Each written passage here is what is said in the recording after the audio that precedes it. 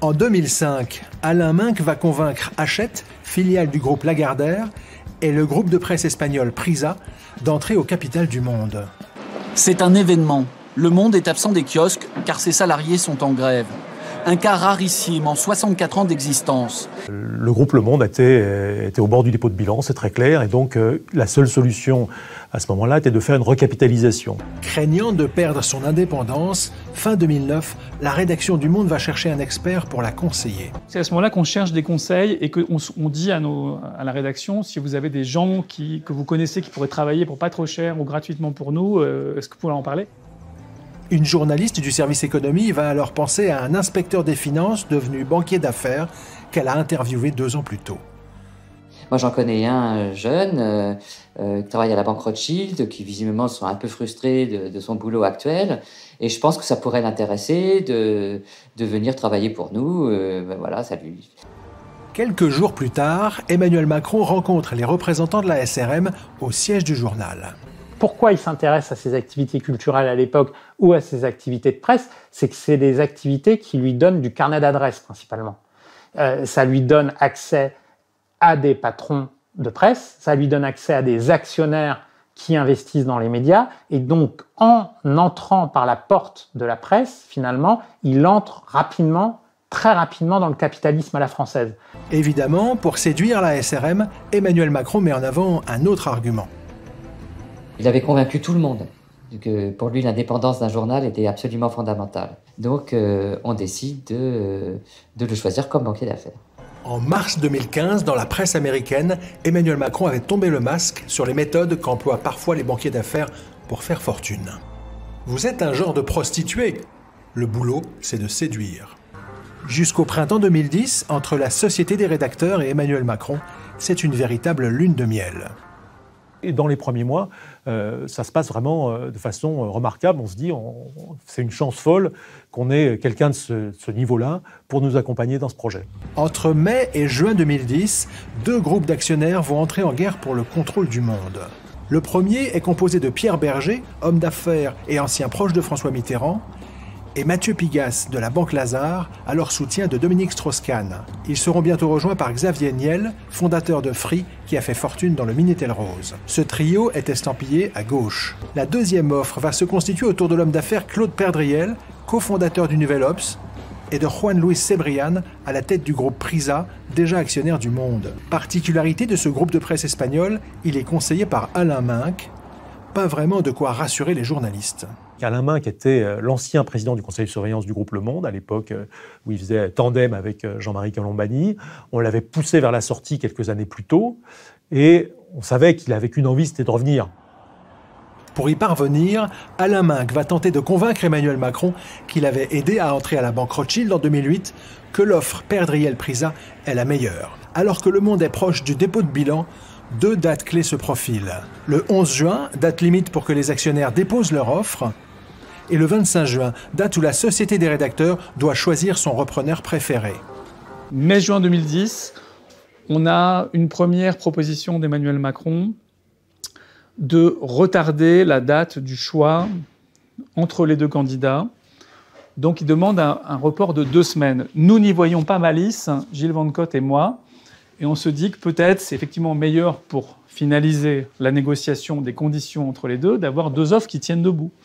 Donc, on envoie la lettre qui nous a aidé à faire ou qui nous a préparé. Envoyée par mail le 8 juin, cette demande de report va néanmoins intriguer le trio BNP. En examinant les métadonnées de la pièce jointe du mail, il découvre un indice laissant penser qu'Emmanuel Macron, censé être neutre, aurait utilisé un modèle de document fourni par Alain Minc. Roulerait-il secrètement pour les actionnaires préférés de Nicolas Sarkozy ?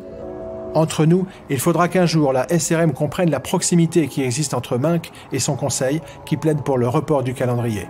Xavier Niel, à l'époque, m'a confirmé que lui-même avait découvert le fait parce que, assez souvent, la Société des rédacteurs du Monde lui envoyait des documents qui étaient faits par Emmanuel Macron, par leurs conseillers. Et ils avaient à plusieurs reprises cliqué sur les documents Word, et ils avaient découvert que le propriétaire du logiciel du document Word, c'était propriété d'Alain Minc. Et donc les documents écrits par Emmanuel Macron pour le compte de la Société des rédacteurs du Monde étaient écrits dans les bureaux du camp adverse. La grande crainte qui émerge à ce moment-là, c'est est-ce que Emmanuel Macron ne roulerait pas pour Minc? Quelques années plus tard, interviewé à ce propos, Alain Minc commence par noyer le poisson. Macron conseillait la Société des rédacteurs du Monde. À ce titre, il a dialogué avec les deux offres qui étaient sur la table. Et moi, Emmanuel Macron, je le connais depuis bien longtemps et on a des relations d'amitié anciennes, étroites et anciennes. Mais en l'occurrence, il avait dialogué aussi avec l'autre interlocuteur.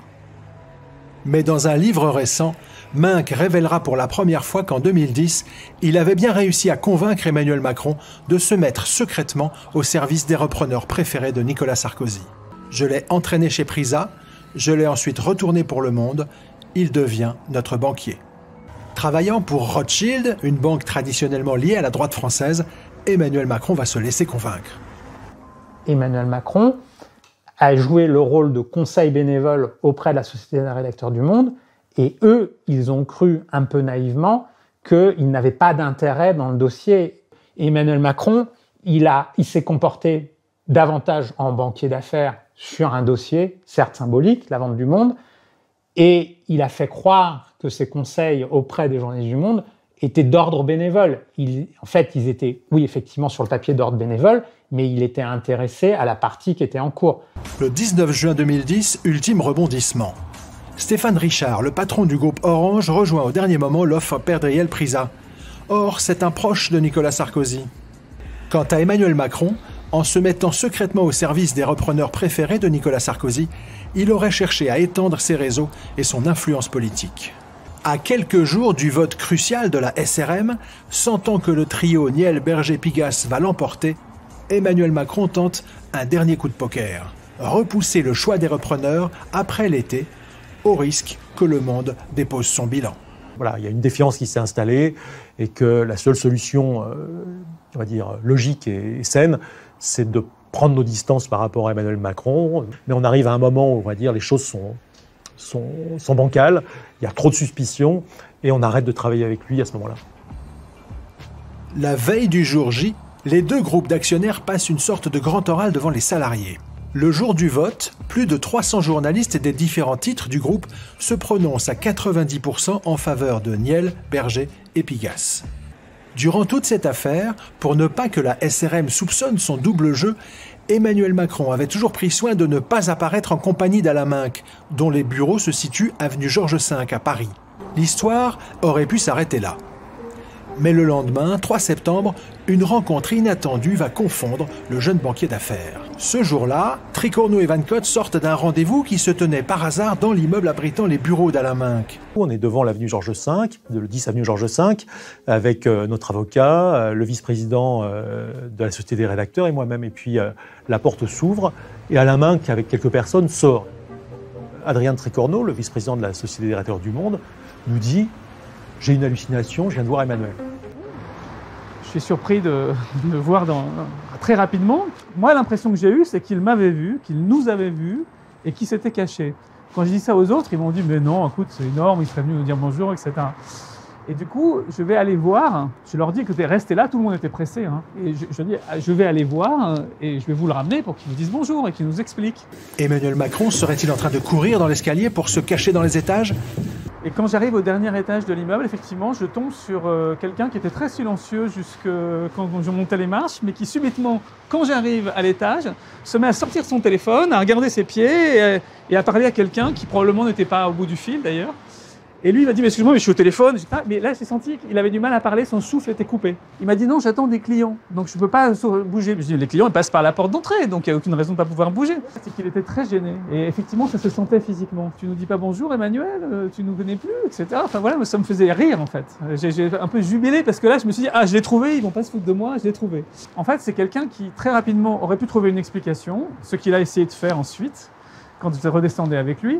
Mais là, il n'avait rien et j'avais une sorte de preuve matérielle de collusion. Et donc, pendant un moment, il y a une panique et une envie de fuir. En bas, l'atmosphère est assez froide parce qu'eux, ils se préparaient, quand la porte s'est ouverte, ils se préparaient à éclater de rire en disant « Tu vois Adrien, t'avais rêvé ». Et l'autre ça, il voit Emmanuel. C'est-à-dire qu'il venait de comprendre, alors qu'il me restait tout le temps, mais non Adrien, t'inquiète pas, etc. Il venait de comprendre quoi? Il venait de comprendre qu'il nous avait trahis aussi, quoi. Voilà. Et que dans cette histoire, bon, voilà, mais la politique ou les affaires, c'est souvent des histoires de trahison. Celle-là n'est pas un délit, mais qui nous avait trahis, effectivement. Il le voyait alors qu'il prétendait être indépendant et nous dire tout. Et il ne nous disait pas tout simplement.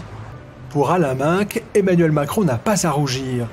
Son comportement de 2010 fait tout simplement partie du job de banquier d'affaires. Un banquier d'affaires doit être intelligent, souple, rapide, et s'il peut être en plus charmant, parce que c'est quand même un métier de pute, c'est une qualité, et il les avait toutes, et il a merveilleusement réussi.